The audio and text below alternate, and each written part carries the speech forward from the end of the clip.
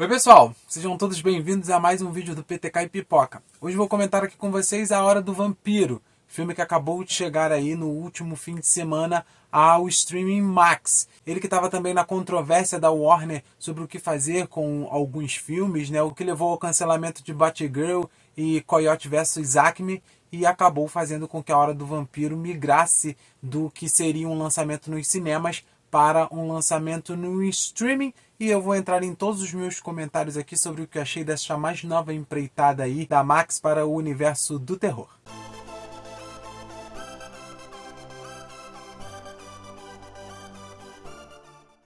A Hora do Vampiro é baseado neste livro aqui do Stephen King, que é trazido agora como Salem, mas ele já foi lançado aqui no Brasil como A Hora do Vampiro. Já foi adaptado também outras vezes. Em 1979, pouco tempo depois do lançamento do livro, ele foi adaptado para uma minissérie que chegou ao Brasil com o nome de Os Vampiros de Salem. Ela foi dirigida pelo Tobe Hooper, que é um renomado diretor aí que dirigiu, por exemplo, o Massacre da Serra Elétrica. Em 2004 foi novamente adaptada num formato serializado na minissérie A Mansão Marsden. E agora chega aqui com o desafio de ser englobado aí num filme longa-metragem, né? A minissérie de 79 depois foi editada num formato de filme também. Agora realmente ela foi pensada nessa adaptação nova num formato de filme para este que é o segundo livro aí publicado pelo Stephen King, já muito conhecido aí principalmente pelos fãs de suspense e terror na literatura e claro pelas suas adaptações para o cinema e para a televisão. Eu sempre comento aqui que eu tento me descolar da obra original para poder comentar a adaptação.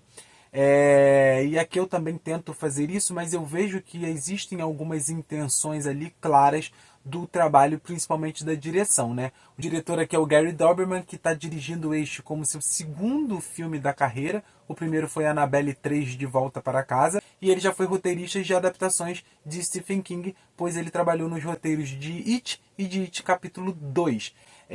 Então ele já está meio que familiarizado, e eu vejo que a intenção dele realmente é criar um pouco dessa aura de suspense, apesar de na primeira cena a gente já ter um indicativo ali do que é esse monstro. Claro que desconsiderando que aqui no Brasil o título já entrega o ouro. E eu acho que ele começa a criar uma aura de mistério, existem umas cenas muito boas, muito bem dirigidas. A cena do primeiro desaparecimento que acontece ali, né? Porque vários desaparecimentos vão acontecendo ao longo da trama. Alguns moradores começam também a apresentar uma doença que é meio misteriosa, né? Então essa primeira cena do desaparecimento ali é muito boa, ela é muito bem filmada, num plano muito bom, com uma cinematografia acertada, e ele começa meio que indicar que vai querer caminhar com essa história do mistério, com essa história mais do suspense, criar um pouco uma aura ali mais atmosférica para a gente adentrar um pouco dentro desse universo. Só que isso acaba não acontecendo, e o filme dali do segundo ato para frente ele começa a degringolar, porque ele começa a atropelar muitas das questões. E eu já espero que em adaptações a gente tenha cortes de personagens, tenha personagens acoplados, vários, né, um ou dois, até às vezes três, num único personagem, para poder queimar gordura, já que a gente está falando de um filme, e o livro aqui tem 460 páginas para desenvolver uma gama grande de personagens com várias histórias paralelas que culminam na trama central, com personalidades, com experiências, com questões ali que um filme de 1h50 ali mais ou menos, ele não tem tempo para desenvolver.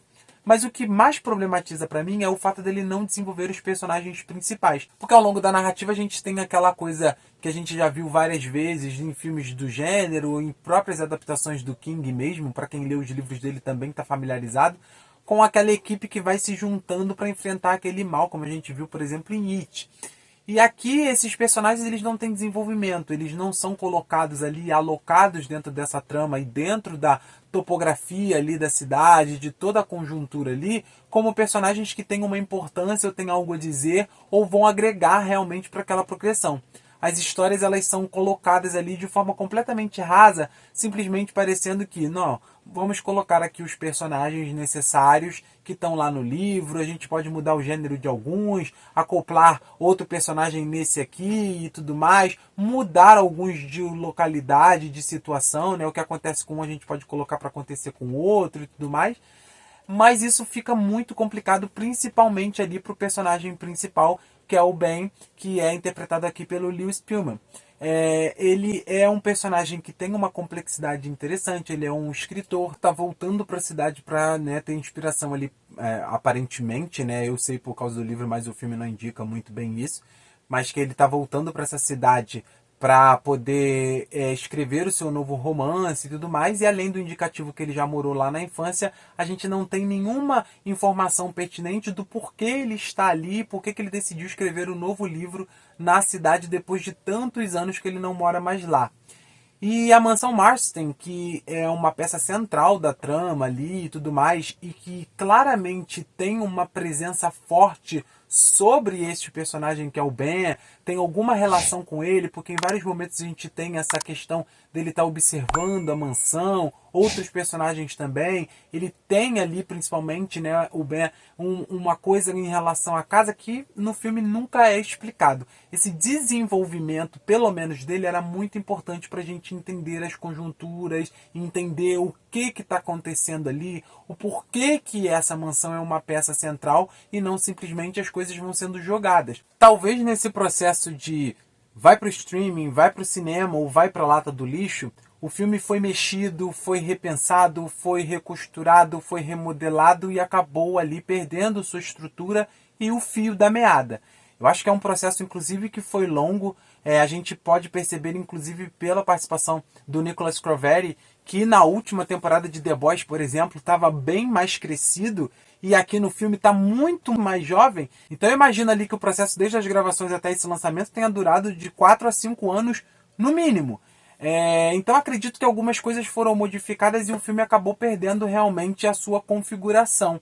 E ele não funciona para mim aqui, porque ao final, por exemplo, ele perde toda essa atmosfera, ele deixa de querer criar mistério, ele joga ali questões tanto visuais quanto de narrativa ali, sem explicações. A gente tem um personagem ali que é o Mark, que é uma criança que acaba se enveredando no meio dessa história ali, e tem um momento que ele informa que a grande ameaça vai atrás dos pais dele, mas isso não fica explicado também como ele sabe dessa informação e por que isso está sendo trazido. Então parece que as cenas elas começam a ser cortadas ali e vamos diminuir isso aqui, vamos tirar aquilo lá e tal, sem perceber, sem se dar ao trabalho de prestar atenção na continuidade se aquilo realmente vai fazer falta para a narrativa. A montagem é completamente bagunçada, é completamente jogada, assim como essas informações, assim como algumas questões visuais, como as cruzes, por exemplo, que são colocadas ali dentro da narrativa também, né, que são combatentes aí de coisas malignas,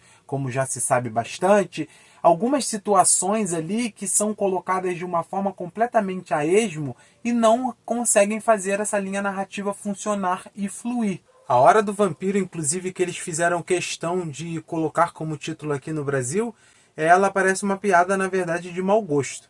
Porque o filme apresenta aqui uma mitologia completamente diferente do que a gente, inclusive, vê no livro. E se em qualquer cantinho que tem uma sombra, um escurinho, um vampiro pode te atacar, então a noite não é verdadeiramente uma ameaça assim. Então essa Hora do Vampiro, ela meio que acaba sendo estapafúrdia e inexistente, porque tendo qualquer brecha, um vampiro pode te pegar em qualquer horário. A ameaça é essa, inclusive, que não apresenta-se aqui verdadeiramente, porque ela não faz realmente nada com que desequilibre as coisas. Ela está ali mais como um meio para um fim, que seria evolutivo se os personagens tivessem um desenvolvimento melhor. Então acaba que o filme vai se esgotando em questões narrativas aqui muito rápido. Essa questão do mistério, da cidade começar a ficar morta ali, de toda essa conjuntura daqueles habitantes, daquelas funcionalidades, eu acho que perde muito essa ideia da atmosfera em realmente abraçar isso para que a gente também abrace. E ao final, parece um filme de terror qualquer, deliberado ali pela ação, pelos heroísmos, pelos sustos deliberados, e não realmente ali por buscar uma forma artística que seja um pouco mais envolvente. O Stephen King, inclusive, já tinha informado, até antes do lançamento se confirmar, que ele já tinha assistido ao filme e que ele gostou, mas me recuso a acreditar que tenha sido essa versão que o autor realmente se afeiçoou, já que foi informado, inclusive, que o primeiro corte do filme tinha 3 horas de duração. Então, também nessas mudanças, nessas modificações e nesse caminho tortuoso que levou até o lançamento de A Hora do Vampiro, talvez o King tenha visto uma edição mais interessante, com mais informações, com mais linha narrativa, com mais trabalho artístico bem feito. E não é, infelizmente, o que a gente encontra aqui. É um filme que se desassocia de si mesmo e acabou não cativando. Esse é o vídeo, espero que vocês tenham gostado, hein? Se esse for o caso, eu peço que você deixe o seu like, não esqueça de se inscrever no canal e de ativar as notificações. Se já assistiu A Hora do Vampiro, comente aí o que você achou do mais novo filme da Max e a qualquer hora a gente se vê de novo por aqui.